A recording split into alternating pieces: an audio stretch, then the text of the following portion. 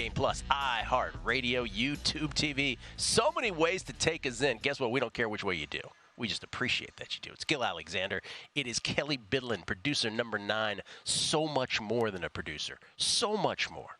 So much more. What's happening, man? You good? I'm good, man. How are you? I am fabuloso. On the show today, we didn't have Jude Dinsick in his normal Tuesday spot yesterday, so he is with us today. Travel day for Drew. We'll let him travel day. Where was he going? As a I have no idea. his day job. Oh, good point. Maybe we get Drew in the nature today. I don't know. Oh, that's true. We could get him in the nature. Yeah. In nature.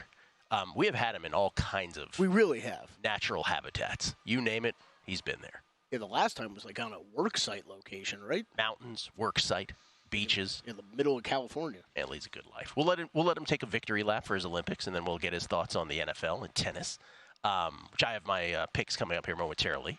Will Hill with all his plays, MLB and more, and then Steve Fezzik again. What? Did we book him 2 weeks in a row? Don't tell Patrick and Dustin. We'll let him. We're just borrowing him. Just borrowing him. But we have lots of stuff to talk with Fezzik about. He will be here on the desk at the D here at Bar Canada. So looking forward to that. Fezzik in the house a little later on. Kelly will talk FedEx St. Jude Championship, the first of the 3 FedEx tournaments. 70 golfers qualifying for the FedEx St. Jude, so we'll get into that as well. I do want to start where I start every day here on a numbers game when the tennis tours are in North America. Yesterday, gave out 5 plays. We went 3-2. That included a plus 187 winner and a plus 165 winner on Ashlyn Kruger and Jordan Thompson, respectively. So, again, Kelly, I say as my New Year's resolution, please remind me. We're now up 40, let me get this right, 42, more than 42 units. Do I have that right? Yes. More than 42 units on hard courts this year. And since the Olympics started, which is clay, so throw that in, over 16 units. So, again, I just ask you, please tell me not to bet grass next year. You got it. Because most of that went back in grass. Well, same thing, because I'm on a couple-year streak with the NBA. When the playoffs start, yes, just, take my phone away. Talk about betting leaks. That has become my betting leak. 3 today, and ladies and gentlemen, as a preview to what we will do during the United States Open, I ask my friend Kelly Bidlin if he would please pronounce the tennis plays for today. Oh, man. See, this is where you guys think you're tricky. You think you can get me, but Anastasia Pavlyuchenkova. Nice. No problem, okay. Beatrice Haddad-Maia. See, I don't even need the full B spell. Okay, but let's give the prices, too. So Anastasia Pavlyuchenkova, minus 141. If you're a VSiN subscriber, you get these last night. VSiN.com/picks. Every host, every guest, every sport. She's about minus 146 now. She's a little worse off. I wouldn't let it get any higher than that. All right, and then we got Jinyu Wang, plus 178 over Ludmila Samsonova. I think we go Wang Xinyu, and I think we go Samsonova. Sure. Okay. Yeah. By the way, you could still play her. I got her plus 178. She's still up there in price. Not quite as high, but up there. All right. And then I'm not going to go long A here. I think this is a Fabian Morozan. This one I don't know these two dudes at all. Fabian Morozan over Corentin Moutet. Fabian Morozan, Corentin Moutet. I was pretty close. Corentin Moutet. I'm going to give myself a pass on that one. Fabian Morozan is Hungarian. I got that part right, though. Not a Fabian. He's not a Fabian. You did, but you went Morozan. All right, so the picks again. Pavlyuchenkova, minus 141 over Beatrice Haddad-Maia. She's a little worse than that now. Don't play it any higher than the minus 146 where she's at. Wang Xinyu, plus 178. Over Ludmila Samsonova, you could still play her at the slightly less bang for your buck price. And then I actually got the worst of this one. You can get it at a much better price on Fabian Morozan. I think it's closer to a coin flip than where I got it last night. So we got the worst of the CLV, one of those rare times where we didn't get the best of it here. Those are the 3 tennis plays. By the way, Zach Cohen has his tennis plays at VSiN.com as well. Corentin Moutet is a cool name. Corentin Moutet. He's French. Yeah, that's a cool name. Yeah. Kind of cool. I got to give props to a name after we crushed poor Asterisk yesterday. Oh, yeah. I called it a terrible first name. You felt bad about it. I felt bad. It's probably like a family name or something. That's terrible. By the way, these pronunciations remind me of my first year in Spanish class, 7th grade Spanish. We were going around conjugating verbs, and this kid, Del Outman, was sitting next to me, and the teacher, we were going around, you served, you did whatever, imperfect tense, whatever. And he goes to Del Outman, the teacher goes, we worked. And Del Outman looked around the class, and he goes, he's thinking about it.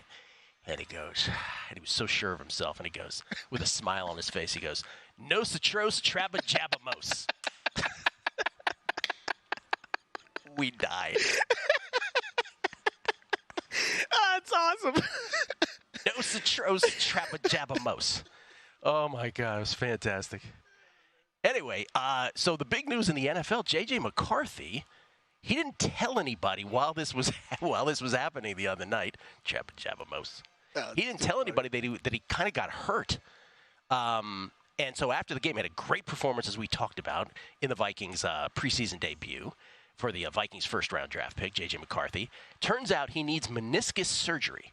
And the thing with meniscus is it's a blood flow thing. And so they don't know until they go in where and to what extent the meniscus is harmed. And so only when they go in will we learn if he is out for a short period of time or for the entire season. It's always fascinating. I was hearing more about that yesterday, too, and they also, all of that, plus because of that, they don't know how much repair work and what type of repair work is necessary till they get in there. So, it's very fascinating, and we have to wait and see, I guess. We have to wait and see. And if he can't go, he wasn't supposed to start week 1, but you did feel like he would start eventually. Yes. And so the Vikings depth chart, for those wondering, is Sam Darnold, as you know, as the number 1.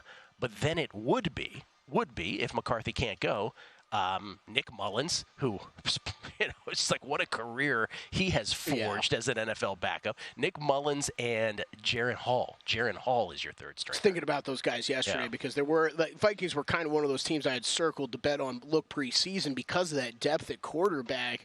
But, you're kind of thinking all along, well, one of those guys isn't going to make it through camp, whether it's Jaren Hall or Nick Mullins, with them having both Darnold and McCarthy. But, man, both those guys probably will now. I mean, Jaren Hall might have just gotten another chance with the Vikings after we saw some pretty – what did he play, like 3 quarters last year or something in one of those games? For a few quarters. Looked terrible, yeah. And then the other thing, first of all, does this make you feel differently about the Vikings? Sam Darnold was supposed to be the week 1 starter anyway, but it kind of makes me feel different about him.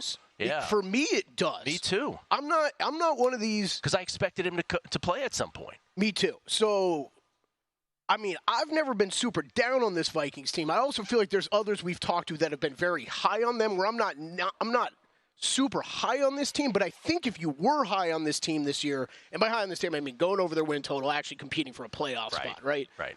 I think if you were high on this team this year, you were thinking like we were that McCarthy's coming in at some point, right? I don't think that season-long handicap is based off of Sam Darnold.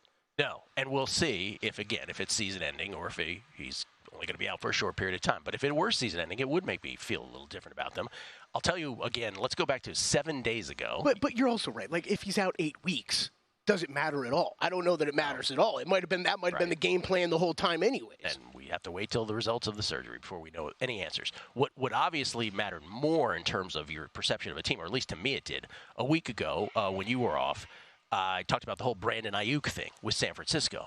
And at that time, Matt Maiocco reported that Brandon Aiyuk, there was a deal, a framework was in place for a deal for the Niners with Brandon Aiyuk with the Browns and the Patriots both, and then it was up to Aiyuk to decide. And I mentioned, and I retweeted the video of me talking about it last week, I mentioned in that video, I'm like, but here's the thing about all this. The Niners and or Aiyuk can still decide they want to make a deal themselves. Mm-hmm. And it looks like now, a week later, it feels like cooler heads have prevailed, and that the only team out there where a quote-unquote framework is in place for a deal is the Steelers of all teams, not the Patriots or the Browns, but that the Niners and Aiyuk may be closer than even that to coming to a deal themselves. And the reason that this obviously is big to me is because I went through this last week. The Niners window is this year and next year.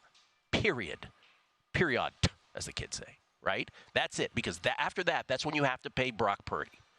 And once you pay Brock Purdy money, then you've got to make economic decisions elsewhere that are not going to have as great of a football team around you, right? This is what we always say about winning Super Bowls. Surround yourself with surround a quarterback who's overperforming on a rookie deal, or have a Hall of Famer. Well, obviously, Brock Purdy falls into the first category, and once that's over, So, I want you to lean in for this, Kelly. The object of all of this, you ready for this, is to win a Super Bowl.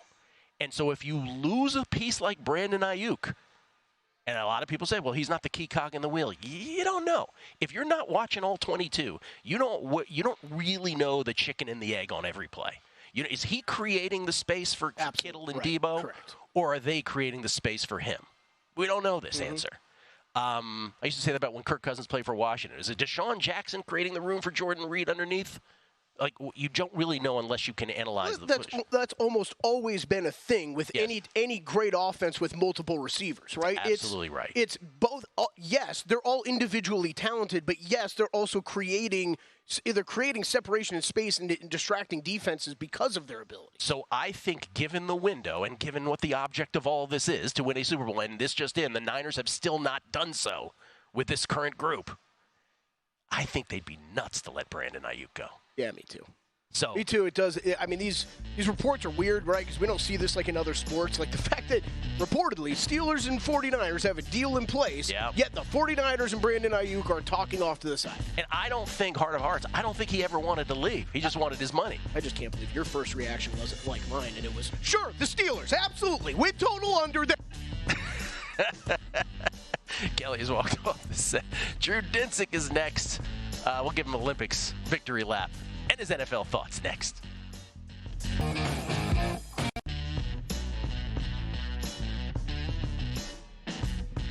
A numbers game on VSiN, the sports betting network. Back on a numbers game, Gil Alexander, Kelly Bidlin, live at Bar Canada at the D. Drew Dinsick standing by. We get tweets. These are tweets from throughout the week here, Kelly, that we didn't get to. Jamie Leva, quote, "Oh, you brave." Gil just casually hanging with Chubb Rock in an encounter with Tupac. "I'm all up in my feelings right now. That was fantastic, sir." And love Kelly how he hits the hard H on Herb. Also lay off the grass, Gil. Lay off the pass on grass, man. Pass on grass. Just pass on grass. That's your New Year's resolution. Base Winner actually gave his lyrics of his Sunny Gray Biggie thing. I forgot about that already. Sunny, sunny, sunny, can't you see the pitches you throw? Hypnotized team. And I just love your strikeout rate. I'm going to bet on you so I can get paid. All right. Thanks, Base Winner. That kid is hip. Plus EV Analytics, Matt Buchalter, who was here last week. He was watching one of the Fezzik segments, and he chimed in. He goes, pretty sure your super smart and extremely handsome guest last Thursday said the same thing, meaning himself. Let's see. Trust the Glove. I asked for a 3-year subscription. I watch or listen as a proper defensive response to the lines moving so darn fast, especially the tennis lines. Apparently the books are listening also. Cheaters, he says. Tony P. Talking about Malika Andrews. Do you see Malika Andrews handling the earthquake? We have a seismologist coming up on the show momentarily. We were texting about it back and forth, you and I. Yes. It's incredible. My immediate reaction, because for those who missed it, there was I think a 4.7 earthquake on the Richter scale in L.A., and Malika was on air doing NBA, whatever the midday show is called, NBA Today. Yep. And she handled it like you and I breathe. And, like you're taking another breath. And I immediately said, I'm like, that's how you know someone's from the Bay Area. And I hope to be as composed as Tim Legler. Did you see the Tim Legler cutaway? Because she was, like, at the monitor. He was still on the desk just, like, hanging out for the segment. He would do what anybody would do in TV. It's the oh man, these lights are moving and they're right above my head. Yes. So he was like wide-eyed, like looking up the whole time. He didn't freak out or anything. It was a correct reaction. She was great. She checked on everybody backstage. Checked on everybody around. I would have been running out of this place, stiff-arming Gil out of the way. I'm like, go away. Tony P says, yeah, but she may have gone too long because if she was still here, meaning the Bay, she would have immediately tweeted earthquake while it was still shaking, which is a very nuanced thing. Everybody in the Bay tweets earthquake when it happens. Like, hey, you guys should know we're all in the same thing. And, yeah, so other stuff about that. We'll get to more tweets. We have a seismologist. He happens to have just had a great Olympics betting as well. He is the host of Not One But Two podcast, The Deep Dive with Andy Molitor, and, of course, NBC Sports Bet The Edge with Jay Croucher. It's our buddy Drew Dinsick at Whale_Capper, courtesy of the Progressive Guest Line. What's happening, man? Nothing bad. How you guys? We're doing very well. 4.7 in the world of seismology, which you've been known to dabble in, Drew. I'm not sure if you're aware of this. For those of us in California, it's just kind of like 4.7. But if it hits you in the right spot, it could feel a lot bigger. Yeah, and that one was especially weird, honestly. Usually 4.7 duration, you're like maybe 10 seconds. Strong shaking, maybe 1 or 2 pulses.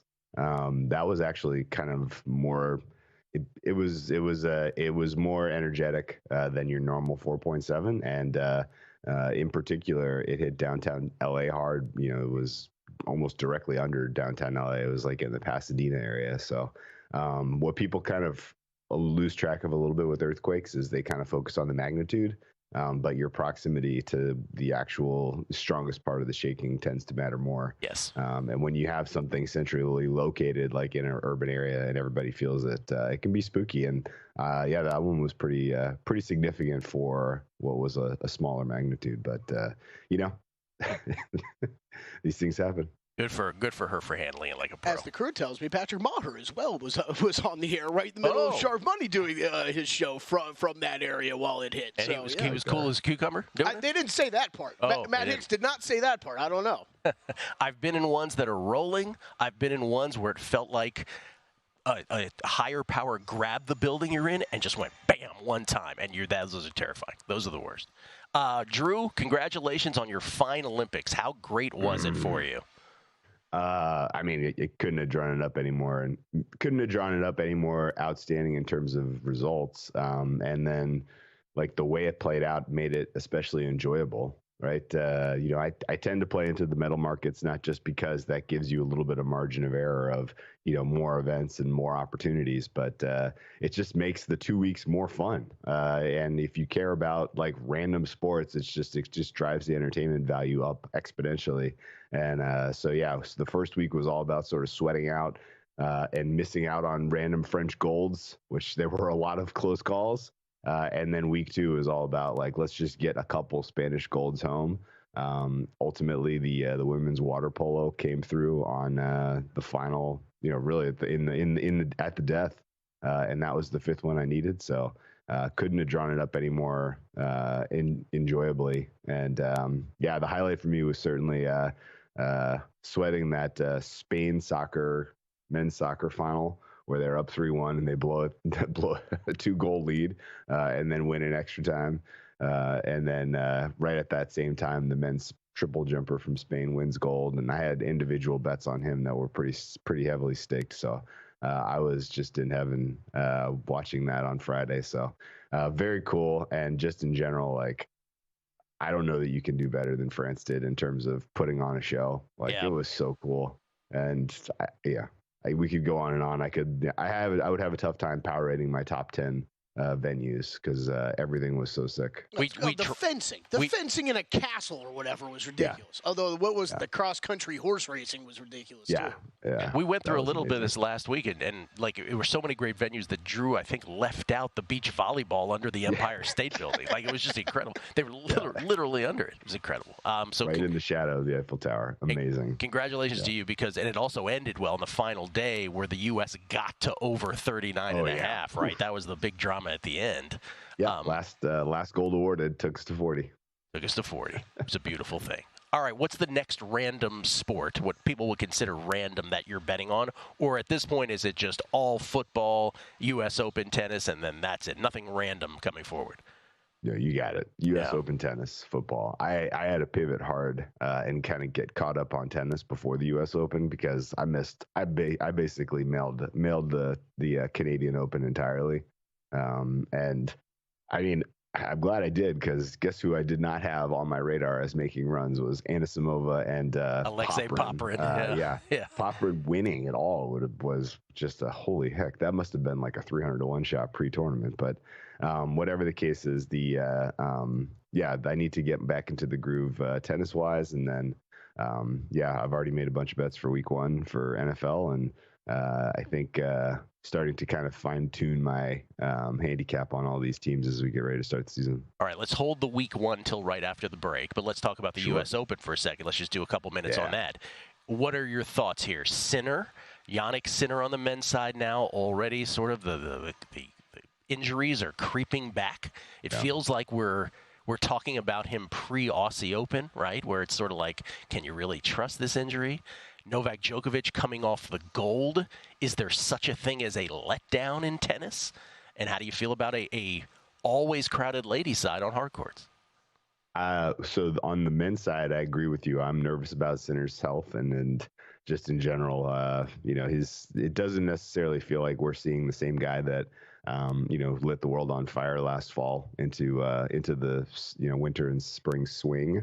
Carlos Alcaraz would be my favorite for the U.S. Open if it started today. Yep. Sinner would be my second choice. Djokovic would be a close third, though. And I do believe in like letdowns specifically for a player like Djokovic, who, I mean, if you kind of told me that he came into this calendar year and was like, yeah, I want one thing and it's a gold medal, like I would believe it. Mm-hmm. He played so much better in that particular run at that tournament than he did any other opportunity he had. I don't know if he gets back up for these tournaments, and certainly he could, and he could, ultimately win the U.S. Open. Surely he tends not to play his best tennis there for whatever reason. Maybe it's the conditions, the weather, who knows? But he would be the third choice on the men's side, and I honestly think that's where you draw the line. All of the sort of the next class of guys have just proven that they're not really trustworthy in terms of sustaining excellence to the degree of being in that final and giving the likes of a Sinner or an Alcaraz a true test. And so I think it'll probably come down to one of those three. Ladies' side, any hunch? Yeah, Iga's got to be your favorite, and then everybody after that has huge question marks. Sabalenka looks completely lost right now. Rybakina, who knows if she's even ready to play. And then, it's Coco Gauff, not the same player we saw at this time last year. She was playing with so much more purpose, and just in general, she was so good hard court season last year. Yeah. And she's going to end up dropping a ton of ranking points too if she doesn't have a similar run, because she was so just back-to-back tournaments, just excellence on the hard court swing through the U.S. And very much concerned about her form right now. And I think there are probably at least 10 candidates of either lesser known players or, just kind of up and coming young players that you're going to have to keep an eye out for. Women's does feel wide open. I agree with you. Yeah, but I think you're right. Iga, she got to be the favorite. And I feel the same way about Carlitos and Iga in Cincinnati, by the way, which is underway. Week 1, National Football League. Drew has thoughts. Haven't asked him about any awards either. I'm not sure if he's dabbled in that as well. Drew Dinsick at @whale_capper from Deep Dive and Bet the Edge. It's a numbers game at VSiN, the Sports Betting Network.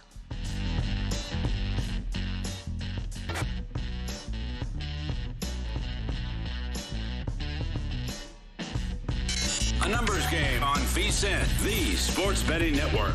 Back on a numbers game, live from Bar Canada here at the D. By the way, Kelly, we never throw up this graphic here. You could hit us up, Kelly and me, on Twitter. Join the conversation. Ron Flatter used to hate when people used to say that. Join the conversation. I'm at Beating the Book, as you know. Kelly is at Kelly Bydlon, spelled KELLEYBYDLON. Kelly Bydlon. Check out Long Shots this week, too. I hear Matt Brown mispronounce my name somehow. Like, not on purpose, also? Yeah, not on purpose. What do you call it? Pretty entertaining. What do you call it? Kelly Bydley, I believe. Bydley. He really wound up. He's like, he's coming back from vacation. Kelly Bydley back in the... I'm like, what did you just say? We get tweets at Beating the Book. Always appreciated. Table Max, because you were wondering if the 1500 was a sprint, and I was saying it wasn't. He says, to me, the race is a sprint. If they use the starting blocks, without those, it's just a race. There you go. So, once again, and this is Drew could definitely help answer this, every sprint is a race, but not every race is a sprint. Correct. Yeah. The Silent Mike D, please ask Jason Weingarten if Jackson Merrill has a killer mustache, because the stash rules, and the girlfriend is the cherry on top, Air Force Academy alum. He's talking about Skeens versus Jackson Merrill, which, by the way, Jason was fantastic on that yesterday, stumping for Jackson Merrill. And then did you see this thing? We had this tweet yesterday. Did you see this guy who sent this tweet around about the service time? This is from, I want to get the guy's name, Brian McElhinney. Brian McElhinney says, fascinating situation. He's just a Pirates fan for all I know. He said, fascinating situation brewing with Paul Skeens. With the Pirates out of the race, he will be shut down at some point. This is his theory. and can't really argue/take issue with that. A top 2 Rookie of the Year finish starts his free agency clock a year earlier. We assumed this to be a lock, still likely, but could get interesting. So in other words, if Skeens finishes top 2, right? So again, let's say it again, top 2 Rookie of the Year finish starts his free agency clock a year earlier. So the Pirates, in other words, by this theory, are incentivized to shut him down at some point so that he doesn't end up top 2 Rookie of the Year. Now, we talked about Jackson Merrill unseating him from the actual award. Getting him out of the top 2 is going to be a little more dicey. And can you really see them shutting him down? This is your franchise stinks. Yeah. You've got this amazing unicorn of a player. Are you really going to do that to your fans? I don't think so. I don't think you can. Only because it is August 14th, right? We were all bringing up these types of questions in like June when I think it was a little bit more fair to wonder. But like we're running out of time here. By the way, also, you see DraftKings not doing their 3% thing? Yep. What was that? Got rid of that one. Can I translate that for you? Well, we found out FanDuel's not doing it, so we can't do it either. By the way, watch them try to stick them in the same game parlays now. Drew Dinsick. There's a stream of consciousness on the show today. Drew Dinsick joins us, courtesy of the Progressive Guest Line. Once again, Drewski, did I get anything wrong about that FanDuel explanation right there? No, that was 100% right. Yeah. The timing was hilarious, and I did catch your segment with Spreadpedia yesterday, and I could not agree more. It was a fantastic breakdown, and I will be shocked now if Skeens does win. Yeah, I think he's going to be right.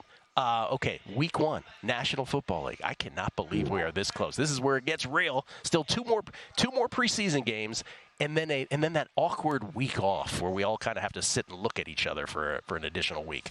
But week 1, what are your thoughts? What are your bets? Well, that week off is great, as you know, Gil. Because you take the people. No, well, it's tennis, but even more than that, like you take the people in your life who you're not going to see for football season. Well, this is his Napa trip week. This is Napa week. Right. This is Drew's plus EV tip of the week. Here you go, Drew. Let us know. Yeah, I will be up in wine country that week. You're absolutely right. Plus EV tip of the week. That time where you're waiting for football to start. That's when you get that last trip in with the wife, so that she's not as kind of been out of shape, that you're going to dedicate as much time as you are to watching football on the weekend for the next. Here's my only question about that. Do you explicitly state this to her, or do you just do it and she figures it out? She figures it out, right? She's like, oh. No, it's this literally. I mean, you could be look. I want to make sure we spend some time together. Yeah. Of course. Things are about to get really busy. Yeah. This is important. So be way better if Drew laid it out as a surprise trip every year. Like surprise, that's what I mean. Surprise, same dates again. And for the whole week, she's like, God, you're so sweet. And then she figures it out the next Sunday. She's like, oh, I see what you did. That kind of thing. Yeah. All right, week 1. What have you bet? Okay, so most of my action so far has been totals, because I feel like in general the totals are probably going to move more than the sides are between now and we get to kickoff. I think obviously the impact of the new kickoff rule is going to be tough for the market to absorb quickly. I think ultimately what we're seeing in the preseason gives you some idea that you're going to have starting field position in or around the 30 on average when you get kicked off the ball, and that should have a difference to the tune of about 2 points per game, which is non-trivial. I think also you look at some of the other macro stuff going on in the sport, and totals crashed last year because we had such a kind of rotating cast of characters at the quarterback position. And you look across the league right now, and I think the quarterback position is in really good shape. Even the very young and new additions, outside of a handful of exceptions, all look like they can play. And I think that that should help kind of in general make offense look a little bit better as we get going here. And I think, I think you're going to see totals kind of go up over the course of, say, the first 4 weeks between those two kind of macro factors until injuries start to really kind of rear their head. But so there are a handful of games where the over immediately popped, and so far the market is with me, with the exception of one. I really liked that Jacksonville Miami over when it was 49, and now you can get it at 48.5. Not exactly sure what people are seeing in the Miami defense to believe that they're going to have enough talent to be effective against the Jags offense in that game. I know that there's like a good case to be made that the new defensive coordinator coming from the McDonald's system is going to elevate that unit over the balance of the season. But they're lacking talent to the degree that I think that's going to be much more of a track meet than it is going to be a slog. And there's definitely a little bit of an eyebrow raise watching that Miami tape from preseason week 1, where not related to the team but related to the field. The field was in such bad condition that you could make a little bit of a case that things could be a little bit slow there in Miami. But ultimately, I still think that total should start with the 5, and 48.5 is a decent bet there. I have 4 other overs that I played, in no particular order. I think the Minnesota Giants over at 41 is hilarious. I think that should be 44. I played the New England Cincinnati over 42. I think that should be 44. I like the Arizona Buffalo over at 48. I think that should be 49. And I played the Washington Tampa over 42. I'm pretty much buying into Daniels being able to be, if not the kind of guy that can get you some garbage time yards and points, a guy that can score and sustain drives enough to keep the Commanders competitive. So I think I played over 41 there, and it's 42 now, and I think realistic bet is good up to 44. Is there an awards market that you placed a wager on? I'm into everything at this point. Where do you want to go first? Let's run through as many as you can in 2 minutes. MVP. Sure. So MVP is the most fun. Ultimately, you got to find the right time to bet Mahomes in that market, because there's definitely a wind in the air that after having now won 3 Super Bowls, he needs to be recognized with MVP again. Yes. And so whether you think that's now or there's a better time in season to get down, you make that decision. I'm going to wait till in season. The guys that I think could shorten pretty aggressively based on schedule sequencing and just being in the mix are Burrow and Hurts. Burrow in particular, because he goes head to head with Mahomes week 2, and then his other, initial 3 games out of the first 4 weeks are really, really soft. He's going to get out to, I think, a decent lead in that market personally. And I think Philadelphia could be one of your last undefeated teams. So Hurts is going to be in the mix again as well. And that's about where I draw the line. I think there's reason to be doubtful for basically everyone else in that top tier, either because their schedule is so difficult, particularly at the end of the season, or there's just inconsistency. Turnovers are a realistic part of the expectation for a guy like Josh Allen, a guy like Jordan Love, CJ Stroud, expecting him to take a step forward in the second year instead of just having a little bit of a, kind of continue to growing into, what that offense is going to be, I think is realistic. And so, I wouldn't completely rule him out, but I think in general, it's going to come down to Burrow, Hurts, and then at some point betting Pat Mahomes. Offensive Rookie of the Year. Rookie of the Year for offense for me is Jaden Daniels. I think 7-1 is absurd. I think the difference between Daniels and Caleb Williams is not a huge margin, and it's going to go to one of those 2 players. Would you still bet him at plus 450 if that's what people are seeing now? That's a little bit more narrow, but I would, yeah. Okay. Comeback Player of the Year, anything? Or are you staying away from that? No, I didn't play that market. Yeah, Coach of the Year? Coach of the Year? Coach of the Year, Mike McDonald. Yeah. It's Seattle Seahawks time, baby. I think you're right. I have that feeling, too. We're going to pump those tires all week, or all the season. Not Mike McDaniel. Not Michael McDonald. Mike McDonald. Thank you, Drew. That's right. Appreciate it, buddy. Drew Dinsick, everybody. A little golf on the other side. Numbers game.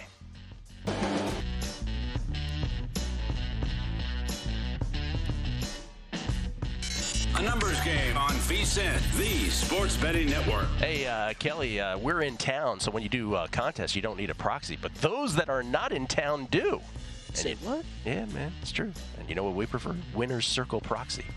Here at VSiN, you can join the Circa Survivor and Circa Million contest featuring $16 million in guaranteed cash prizes with only 1 trip to Vegas before the NFL season kicks off. Winner's Circle Proxy, now in its 9th year of providing trusted proxy services to top contest players, including the 2023 Survivor and Million contest winners themselves. Plus, don't miss out on Circa's Ultimate Contest Weekend from August 22nd to the 24th. It's packed with exclusive events, room discounts, live broadcasts, and more. Winner's Circle Proxy clients will get special perks like monthly access to VSiN Pro, stadium swim passes, free drink tickets, and cool sign-up bag stuffers. So head over to winnerscircleproxy.com now and book your appointment. Again, that's winnerscircleproxy.com, VSiN's preferred proxy partner. Why are you looking at me? Oh, sorry. You're staring at me. We get tweets at Beat of the Book. Golf notes over here. Sorry. Mr. Bomb Apple. Mr. Bomb Apple. Mr. Bob Apple. That's what he says. He says, gents, when is Todd coming back for content? Nothing makes me happier than Gil beating Todd up as he constantly interrupts. Also, Todd's announcer voices are gold. I also wonder if Todd resembles a younger version of famed comedic actor John Lovitz. Cheers. He also adds, thanks again for the tennis profits. I owe you a McMuffin when I'm out there for Labor Day. John Lovitz. I don't know why that's funny, the but ticket. They could be cousins. They could be cousins. I can see that. What are you trying to say? I can see that. Todd Wishnev is who he's referring to, and Todd will be with us on the Megapod, on the Beating the Book Megapod, every week. Me, Todd, Will Hill, every Thursday, before every week. We're on with a rotating guest, some of the best names in the industry, doing week-by-week analysis on all the games. I was stupid good last year. By the way, we have our own contest, 3 plays a year. Oh, yeah, that was funny last year, right? I mean, not funny, though. Oh, I crushed last year. Because you crushed, but then, so you got to extend it to 5 for Circa Millions. And that's exactly right. That's where I was going. So if Circa Millions were a 3-game contest, I would cash without question. But once it goes to 4 and 5, I fall off a cliff. It's that 5th game every week for me. That's the problem with those contests. That's why it's so difficult. So Todd says, by the way, since I was so good last year, he's like, fade Gilly. He's like, he's gonna get crushed this year. That's his prediction. So we're gonna do that, and I'm trying to convince Todd to do something additional with me. I can't really talk about it yet because he hasn't agreed to it. Todd is a tough guy to get to agree to stuff because he's big time. So we'll see. This is from Skateboarding is a Crime. Pretty sure it's Fabian Marochan. Sorry, I said Marochan. My apologies. 3Jack H3131 snagged a Diamondbacks #1 seed this morning at 22-1. That's good, right? Who is your Week 1 Survivor pick? Have a great day, guys. I do not have a Week 1 Survivor play yet, but as far as the Bengals. The Bengals? Is that yours? I haven't played it yet, but it's definitely on the short list. Matt Brown pronounces Bengals incorrectly. The Bengals. Did you get a tweet phonetically? Is that what that was? Yes, a phonetic tweet. Okay. Said Marshall. Well, yeah. That's pretty impressive. By the way, see the Diamondbacks last night? They refused to lose. Down a run heading into the 9th. 1 out. Corbin Carroll with the triple, of course. Then a strikeout. So 2 down, man on 3rd. A walk.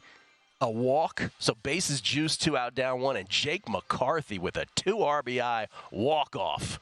And the D-backs win again. Yes, 22-1 is great. By the way, when I was giving the number yesterday on air, FanDuel didn't have it up for #1 seed. Only DraftKings did. So I got a much worse number. I got 12-1. But it was 24-1. It was double at FanDuel. So I got a little of that, too. Not quite as much as I did on the 12-1. This is from Just to Follow VSiN, who I believe we met recently. My father-in-law played defense in the NFL for 7 seasons. I thought I understood the game and could watch all 22. All I keep learning every game we watch together is how little I really see. Your take on Aiyuk's value is so spot on, we just don't truly know. He adds, maybe. We'll see. Maybe you're right. Maybe it isn't right. Maybe he's the product of it. Clone Bone. Earthquake starts. Kelly stiff arms Gil to get out of the building first. What does Kelly's arm swing look like now as he runs out of the building? Oh, my gosh. Like Kidding, never love before. you, Kelly. Like never. I mean, we're up here at that point. like Mario style. Knocking folks out. All right, let's talk some golf. The FedEx St. Jude Classic in full effect. These are the 70 guys that qualified now. This is the first of the 3-tournament arc that is the FedEx Cup itself. 70 gets cut down to 50 at the BMW, then we go 30 for the actual third and final tournament, which is always in Atlanta. What do you got here at the FedEx St. Jude, sir? Yeah, I'm gonna start with a initial note that Matt Brown had right after we were done recording long shots, and he said, "By the way, guys, thank God Keith Mitchell isn't in this field." And completely agree. Keith Mitchell, take the rest of the summer off. Thank God. Work on the putter a little bit. Maybe we can come back stronger next year because your ball striking numbers were messing with my brain the whole. This is a commentary on how much your model spits out Keith Mitchell. He was a look. I'll have to go back at the end of the season and look at all my numbers, but for a long time, one of the few things that was working well beginning of the season were Keith Mitchell top 20s and Xander Schauffele top 10s. And then, like, the putter went from bad to, like, the worst thing on the planet with Keith Mitchell, and he became very difficult to handicap. So we'll start right there. Thank you, Keith Mitchell, for not being What percentage of the audience, when we say Keith Mitchell, immediately thinks of former San Francisco Giant great Kevin Mitchell? 80%? Yeah, probably. Yeah, okay. Probably. Something like that. So we got 70 guys here, no cut event, so we'll be all 4 rounds, everybody hanging around for this. My card pretty light this week. I do want to follow up something we talked about yesterday, though. This is usually always great to look at those. Remember we were talking about to win the FedEx Cup market? Yes. Oh, boy. I did a deeper dive into that, though, and looked at the points and the standings. Scheffler and Schauffele are have so far ahead. A big lead. That, like, it's not as fun this year. I am backing down a little bit from what I said the other day. I actually did bet Morikawa, but I kind of did it before I looked at that stuff too closely. Morikawa, along with everybody else in the field, would have to win, and they'd still be behind where those guys are in the standings. So I think it was our biggest omission from that conversation. Yeah, I think that if you think there's a guy that's going to win here over the next 2 weeks that's more of a long shot, yeah, sure. If you want to play a guy in that market, fine, because maybe he's only starting two or three strokes behind Scheffler or Schauffele, but you have a 90-1 on him. Great. Maybe that's the only way I'd consider it. This year, though, I'd probably pump the brakes on that market and kind of ignore it, unless you're just going with Scheffler. I think Scheffler's just going to win the thing, which he easily could, but you're getting not even money on that right now. And again, part of that, for those who missed it, is in the third tournament here, it's a staggered leaderboard to begin. Correct. So you're already getting strokes. Yeah, so really, if you were able to grab the third spot, like if you're already slotting in Scheffler, Schauffele, you got a puncher's chance. Yeah, but you knew your guy was 80-1, right. 3 shots back. That'd be cool. That's a bet. Yeah, but I don't know if you want like my Morikawa ticket at 16-1, 3 shots back. So as far as what I did this week, like I think if you guys are at home looking at stats modeling this event, this is actually one of the easier ones to look at. There's a lot of water. That's where the variance comes into this tournament. But otherwise, you're looking for premium drivers. Accuracy off the tee is going to be a big time thing this week. You need heavy approach. This is one of the most approach correlated courses on the PGA Tour. So you're looking at guys that are great with their irons anywhere between 125 and 200 yards. Really important proximity ranges this week. You got small greens. Around the green play is going to come into play. You're going to look at guys who can scramble and around the green a little bit. I didn't really look at putting too much this week. You got smaller greens here. These are always talked about as some of the easier greens to putt on. So I kind of knocked all my putting stats out of my models this week. So really looking at accurate drivers, good approach players. Colin Morikawa is my only outright bet this week that I made. I think that there is so much win equity at the top of the board at this point in the season, Gil. I know we talk about that a lot, but how well Scheffler, Schauffele, Rory, especially those three, but I'll even throw Morikawa in there, how well all 4 of those guys have played and have done it pretty dang consistently the entire year. It is tough to argue in a 70-man field with no cut that one of those guys isn't going to be around there at the end of the week. I think is tough to go against. So I'm only going with Morikawa, one outright play for me this week. Shop around. I got 14-1. I played him in the outright market at 14-1. I also played him 11-1 to win without Scotty Scheffler. So you're going to see a lot of 12s out there. If you can go 11-1 and knock Scheffler out of the market, I think that's a no-brainer, and you bet that as well. So went Morikawa outright and then top 10. And then top 20s on a few guys I like this week. Corey Connors, I've been betting a couple times here recently. His game's really come around this summer. T9 at the Olympics. He's got 8 straight top 30 finishes going back before that.